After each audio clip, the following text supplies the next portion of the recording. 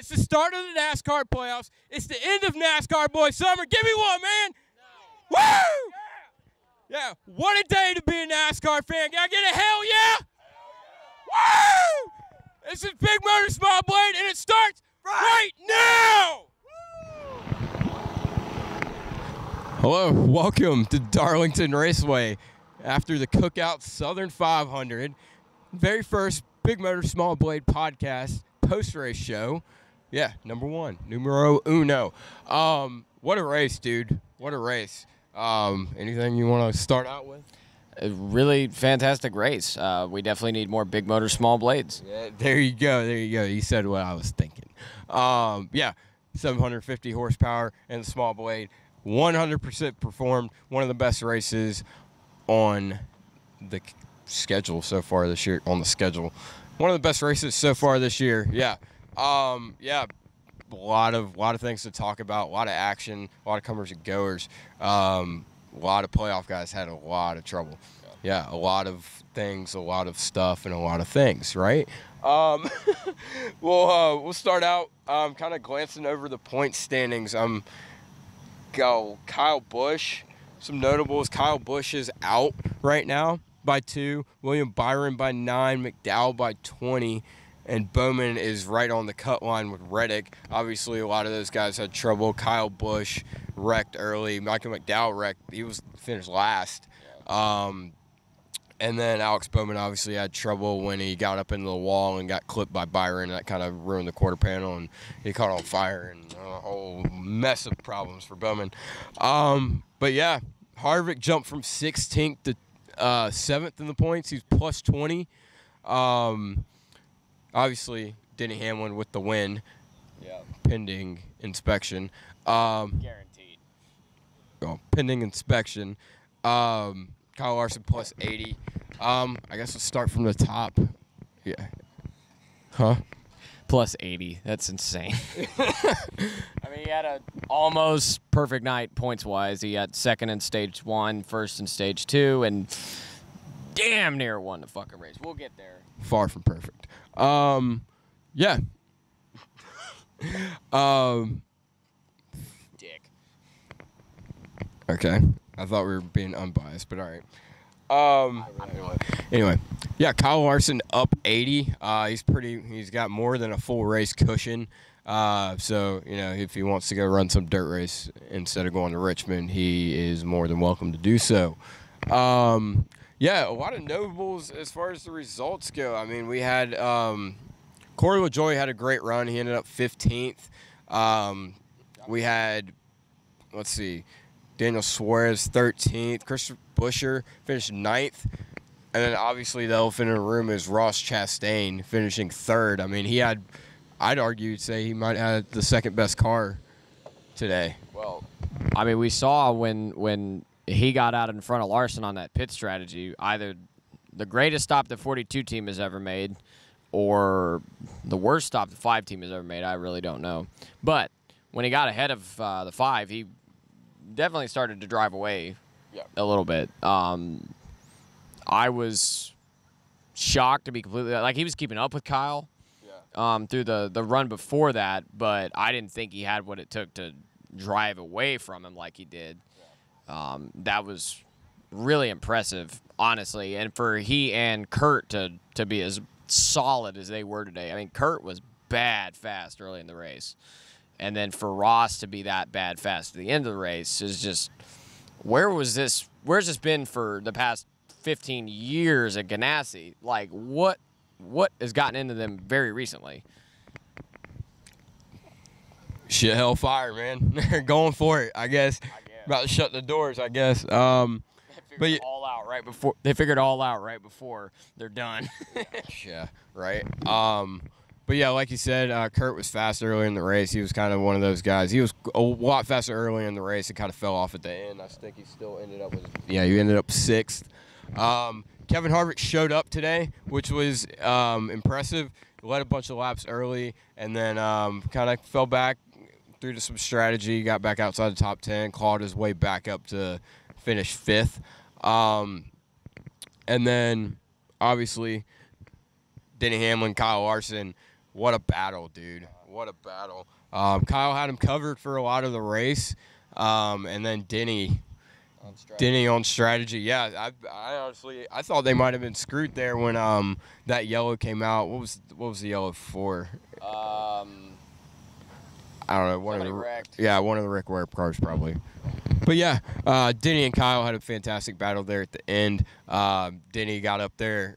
He was up there all race, but especially that pit strategy there that him and Truex pulled. I thought that they were kind of screwed there when that yellow came out. Don't remember exactly what the yellow was for, but they kept the track position they had. I thought Ross and Kyle were a bit quicker than them, but that proved to be wrong. Plus Truex, he got a speeding penalty, which didn't end up hurting him too much, but it put him back. He wasn't in that front row, or didn't have the choose of the front row on the restart there.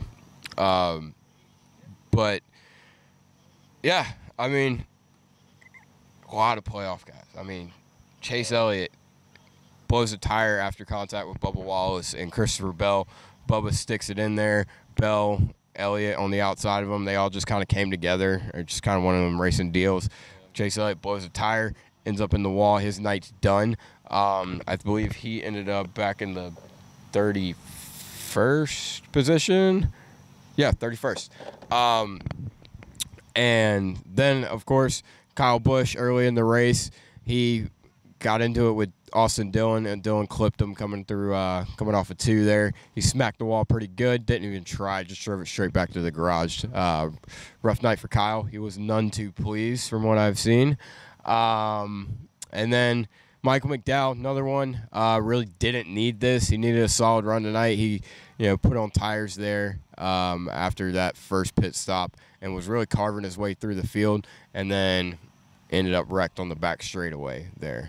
And then William Byron, I mean, he ended up blowing a tire there. Yeah, rough day for him. He started out rough. He clawed his way back as well after the contact with Bowman early in the race. Got back to it and then ended up blowing a tire. I don't know exactly, he ran over a piece of debris or there was contact or what. It's kind of hard to tell being at the racetrack, right? Yeah. Seth, go on. And poor Bowman and the 48 team couldn't catch a damn break in the first, 50 laps. They had the tire go down and the car catch on fire, and he's just like, man, it's just bad day early for the 48, and it just kept getting worse. Bad luck, Bowman. Yeah, bad luck, Bowman. But I don't know if we were going to talk about this later, but the battle at the end, when it started, you had the top 3 ahead of the entire field, and I was shocked that it was – I wasn't shocked with Hamlin and Larson. That doesn't surprise me. Hamlin's great at Darlington. Kyle's great at Darlington. For Ross Chastain to hang on with those guys, and he got up to next to Kyle Larson once or twice, yeah. And battle – I mean, they were side by side for basically a lap. For him to hold on that hard, that long, and still didn't finish too far back from those guys. He had a little help, but yeah, I thought Ross was really impressive today. I thought Ganassi as a whole obviously was very impressive. But that certainly bodes well for Ross going into a new situation with Trackhouse next year for sure. Yeah, and kind of piggyback off that, Kurt Busch, I think some people might have had him out in the round of 16. Kurt Busch continues to prove that he's one of the best guys that can really dig deep when it really matters. And he had a great run tonight, and he is 4th in the standings right now. So, Kurt Busch, yeah. Who had that on their bingo card? Yeah, exactly. 26 above the cut line right now for Kurt Busch, 4th. And then going to Richmond. Not too shabby at Richmond, and then Bristol, baby. He's going to be solid there. Yeah, we'll get into talk a little bit more about the ending of the race. First and foremost, who were our picks to win the race today, Seth? Who'd you have? MTJ. You had MTJ? Yeah. Why did you pick? I picked MTJ because he's really good here and he won in the spring. Oh. And, yeah. I picked Denny Hamlin. That worked out. Mic drop. Mic drop. Yeah, no, I for some reason I just had this feeling about Denny Hamlin. He kind of everybody been talking about how he hadn't won yet this year and how that was going to affect him. And really, he kind of just his attitude. I saw some interviews with him this week talking about things, and his attitude, everything just kind of rolled off the shoulders. He knew his team could win. He just needed to put all the pieces together, and he had all the pieces. They were coming apart there then, but he made it happen. But yeah, that ending battle, I think Kyle definitely took a little bit to fire off, and that's when Ross really had his opportunity to pounce. But once Kyle got going, it was a matter of just working at Denny and trying to run him down. A lot of different lines being used. To watch, I mean, we sit in turn 4, so to really, really watch Kyle Larson I mean, he hit the wall a couple times, but it really didn't hurt him. Like, he hit it in the right way, in the right angle, whatever. I'll have to take a look back at it again. But for him to run that line all the way up against the wall, rim riding it, for that long and stay that consistent with it, it's incredible to watch, especially in person. I'm sure it's nuts on TV, but in person it's absolutely fantastic to watch. Yeah, I mean, it seemed like he was bouncing off the wall every single lap. But, I mean, hell, even at Kyle Larson at Hendrick, he learned how to hit the wall better. But, yeah, it was really just a battle there at the end. Kyle got close a couple times, but, caught wrap traffic at the wrong time. And then, might have, he tried to come in high. And then exit turn 4 by cutting to the bottom, and I think that hurt him a couple times. That wasn't the line. That was a line that a lot of guys were using early in the race, and it just wasn't working there at the end. And he just rimmed right around the top, and he could make time. It really 1 and 2. I want to talk about the strip down in coming out at 2. It seemed like right in the middle was the way to go. It didn't seem like the top was really the way to go. It didn't really seem like the bottom was the way to go. Was watching Harvick a lot of the night. He would try to cut down to the bottom, noticeably when he was battling Chase Elliott there late in the race.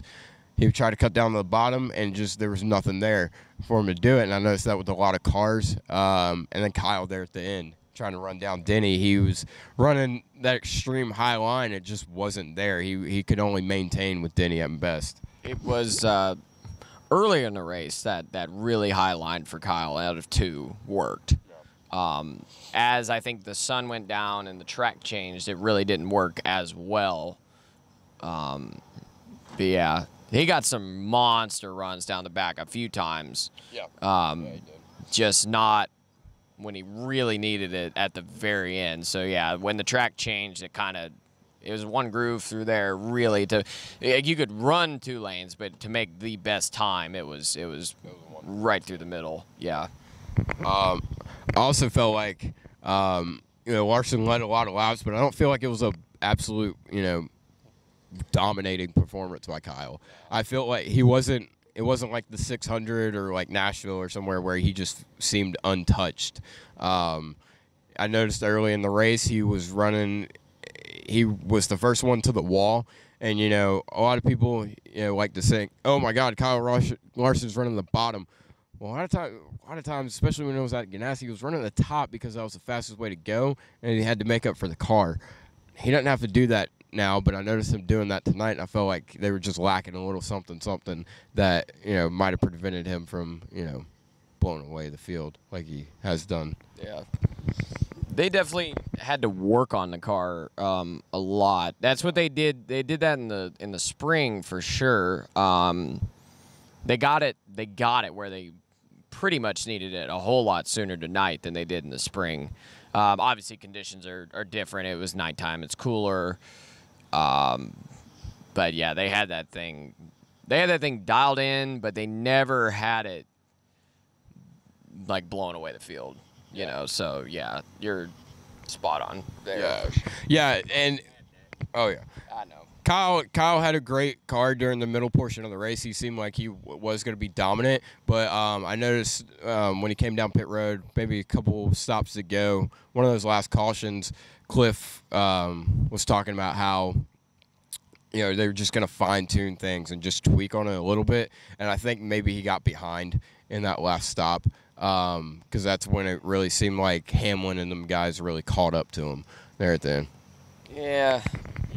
Yeah, but tell me it doesn't play out differently if they're in the lead there. Oh, I mean, so yeah. I felt like Clean Air was definitely king still, especially it being one groove off of turn 2. I felt like that hurt some of the racing, but I mean, we all kind of knew that was going to happen. It was still a great race. But yeah, some of the other notables. Almirola had a decent run tonight. Tyler Reddick was running up front earlier in the race and didn't really capitalize on it at the end. I think he ended up in the back half of he ended up 18th. Ryan Blaney had a lot of trouble. He had brake failure apparently. Don't quote me on that. That's what my brother said, but yeah. It's hard to know being at the racetrack. Blaney had a rough night, and after, I mean, he's struggled at Darlington. We all know this, and he had a great run going tonight. And he was running top 5 most of the night, and ended up in the back. As far as Blaney goes, even with the lackluster result, I'd say overall it's a success to come to Darlington. I would argue his absolute worst track by a country mile and run top 5. Yeah, Brian Blaney. He really, thank God he had that points cushion coming into this. I mean, because now he's still 22 above the cut line. And we've seen Blaney. He gets a win, almost every year. But he's always one of those guys who's having a fight and claw to get through the round of 16 or through the round of 12. He's got a nice cushion, so hopefully he can hold that. Joey Logano had a solid run. Brad Keselowski, another solid run as well. Truex sped on pit road. I think we mentioned that earlier. Came back from that. Blew through the field. Playoff picture got shuffled a lot. I don't think we had, Kyle Busch, William Byron, especially as consistent he's been being out right now. But, I mean, it's race 1, and there's always a surprise there at the end. So I guess we've been coerced. We got to talk about Chase Elliott missing pit road, which, honestly, I didn't see. I saw him right after he missed it. I heard him, yeah. And he had come back through. Yeah. It happens. We've seen guys do it at Darlington. Denny Hamlin. Yeah. We saw Denny 2017 miss pit road and come back and win. That was an illegal car, so it doesn't matter. But Not that I'm a Hamlin fan. Yeah. That was a good comeback, man. It was a good comeback, but unfortunately it was an illegal car, so it kind of diminishes it a little bit in my mind. Without that, it was probably the greatest comeback I've ever seen in a race car. To do that in, 45 laps, something like that, that was awesome. But anyway, that was 4 years ago. It doesn't matter.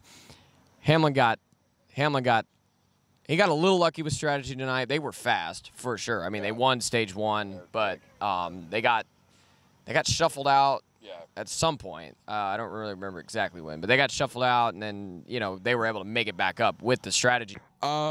Dude, come on, man. Yeah. Come on, Rick. Get it together. Quinn Houff, solid top 30 finish. Probably the last. So, let's talk about this real quick. Yeah. It's the second week in a row the Rick Ware cars have wrecked each other. Last week it was 3 of them, and then Josh Bilicki came through with the top 10. And today, James Davidson and Cody Ware took each other out, and Josh Bilicki was a moving chicane the entire damn race. Was Bilicki in the 52? Yeah, Bilicki was in the 52. Give me that. I mean, dude. About him. And JJ Yaley, or was it Yaley that was in the 15 car? No, it was Gase. I'm sorry. It was Gase. God, I swear to God, his car's made out of cardboard. I mean, it's They weren't as bad tonight. I mean, Bilicki was way off the pace. God. Yeah. The 52 car should have been parked. If you get lapped 4 times in 20 or 30 laps, get the hell off the racetrack. Yeah. Like, seriously, dude. That is awful. Yeah. Quinn Half didn't get lapped that often. Give a call to our boy Quinn Half, all right? The man Quinn. Quinn the fuck Half. I've been waiting to say that all fucking day. You said it all fucking day. On the camera, though.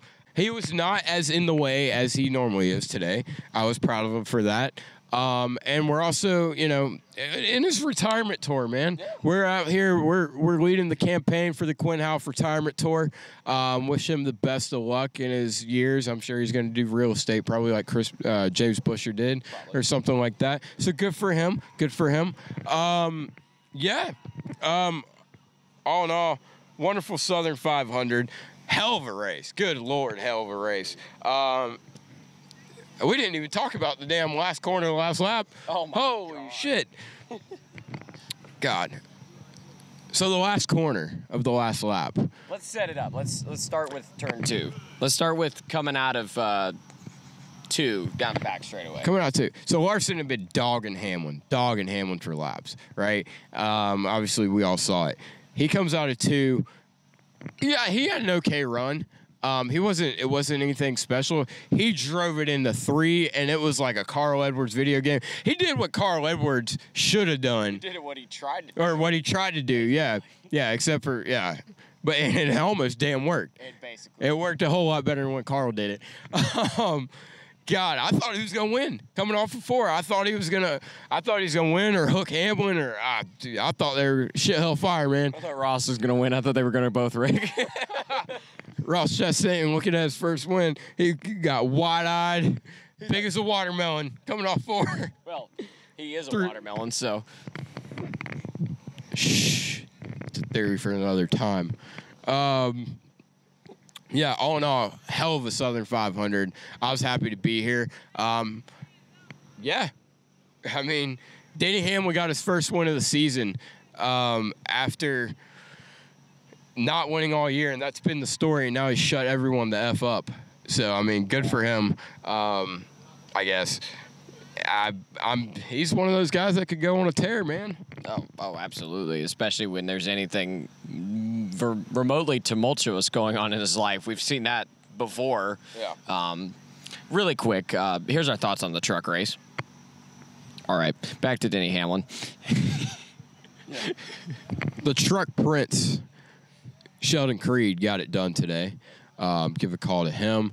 Everything else sucked. So, yeah, barn burner of a race, barn burner of a finish. Denny Hamlin brought home the Southern 500 for the 3rd time in his career. I don't know who the hell would have predicted that. Oh, yeah, that's right. It was me. Yeah, any last thoughts, Sethery? I'm just really glad to be here and really glad that you're watching Big Motor Small Blade on YouTube here. Yeah. Everything's great. Just great to be back here in Darlington. 100% agreed. 100% agreed. Yeah. One last thing before we get off here. Kyle Busch's interview. Quintessential. And I mean Quinn as in Quinn Half, quintessential Kyle Busch interview, man. I mean...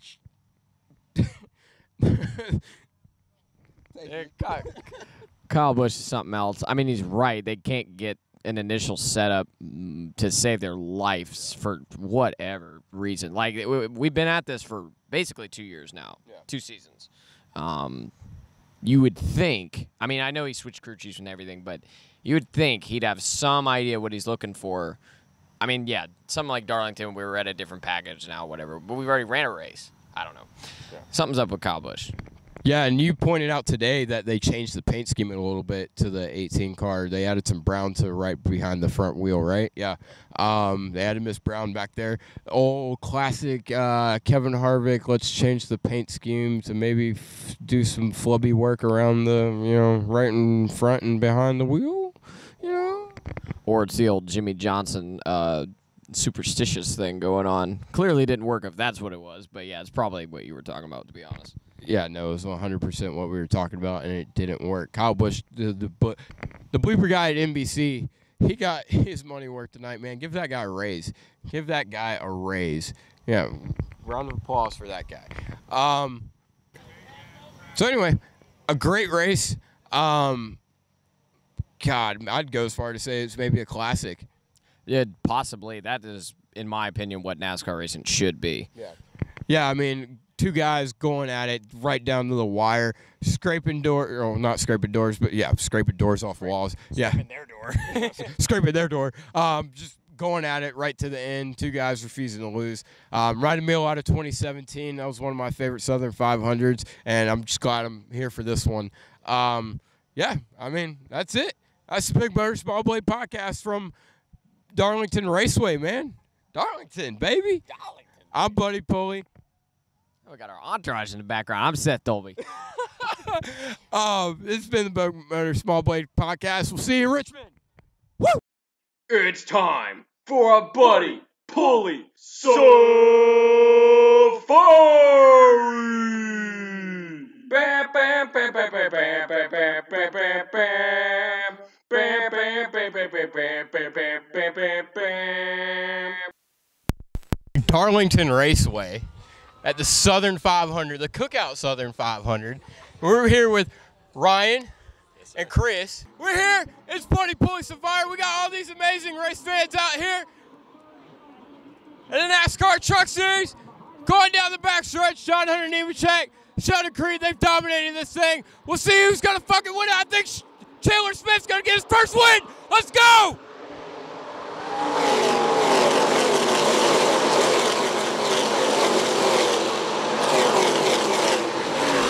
Woo! Both clearly big Kyle Busch fans here. What do you think? Kyle's gonna win tonight? Kyle Larson, right? Not Kyle Yeah. Busch. Oh, Kyle Larson. They let him back? They let him back in here? Holy shit, man. All right. So have you experienced the Darlington STD yet? No, I haven't. You haven't? Man, you're not living until you experience that, bud. Yeah. I don't want to experience it. You don't want to experience No. it? All right. What about you? How long have you been coming here? A long time. Long time? A long time. Been a good time. You know, something feels different about this year. We're not gonna have to watch Kevin Harvick or Kyle Busch, Joey Logano win. We gonna see one of them Hendrick boys getting. We'll get that victory lane. All right, so clearly we found two guys that don't know what the hell they're talking about. I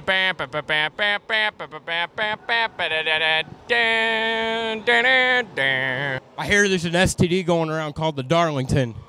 I've been trying to put it on blast, but it's really not going anywhere.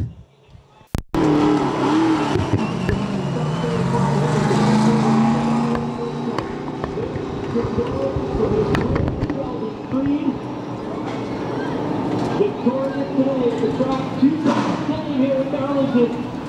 With all the safety equipment off, and what a day for him. He's strong out to the playoff race.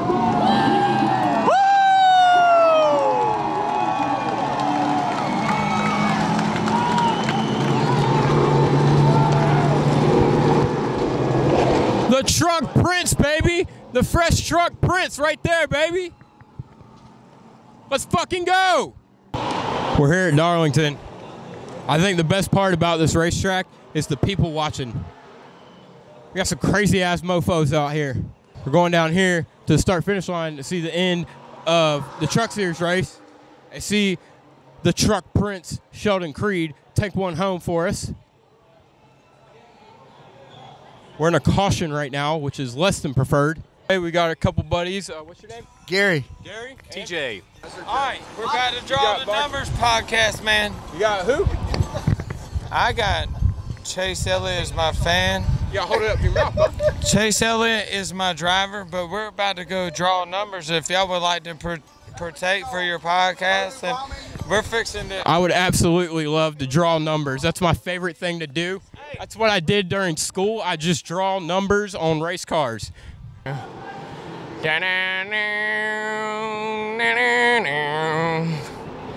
It's a Buddy Pulley Safari. Oh, how long y'all been coming to Darlington? This is my 4th time. 4th time? But I've been coming many years ago. Many years ago? Yeah, way back in the day? Back in the day, back in the 80s.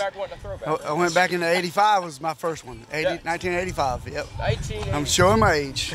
1985. That's back when a throwback wasn't a throwback, right? Gotcha. How long you been coming here? I'm getting my Darlington stripe for the first time. First time? Really? Oh, man. All right, who you got to win tonight then? Oh, Chase all the way. I got a question for our buddy TJ, though, right here. So you picking Chase Elliott to win tonight, yeah? You sure he's not going to end up upside down like your flag up here? Get the flag. You sure? Hey, now what it looks like is Kevin Harvick's going to win because you got his up right side up, right? Well, he wants Harvick. I'll take Harvick one with Chase, too.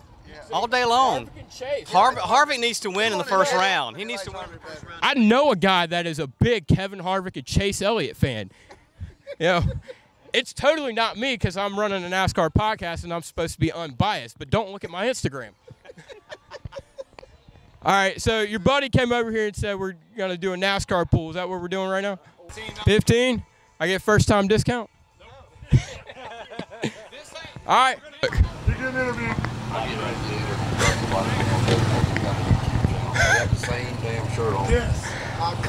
So, you're my twin, obviously. We see here. What's your name, man? Mark. What'd you say? Mark. Mark? Nice to meet you, Mark. You know we got a triplet out here somewhere, too. No way. Yeah, I saw a guy this morning. 3 people with good taste. 3 people with good taste in the whole campground. Exactly. We're bringing Winston back. That's what we're doing, right? That's right. Bringing it back. Bringing it back. All right. But, yeah, how long you guys been coming to Darlington? 1990. 1990. Good Lord. Yeah. So all these throwback paint schemes you see him made. Love it. Yeah? Love it. You remember seeing him run on track? Yeah. Oh, yeah. Yeah. What's your name, man? Justin. Yeah? How long you been coming to Darlington? Drunk as fuck. He's been coming to Darlington drunk as fuck for a really long time. Long time. This is our race. Who's your driver? Quinn Houff? No, not. Absolutely not. Because we're campaigning the Quinn Houff retirement tour. He needs to retire. Thank you. He's a fan of the cause. I appreciate that. Yeah. I've kept my girlish figure all these years. It still fits. Oh, it looks gorgeous. Yeah. Thank you. Yeah. You know this was the night. You know that was the night that Junior came to take all the money, right? Yeah. Yeah. All right. Yeah. I might have been drunk. You might have been drunk. Actually, I was drunk, but yes. Right. Go.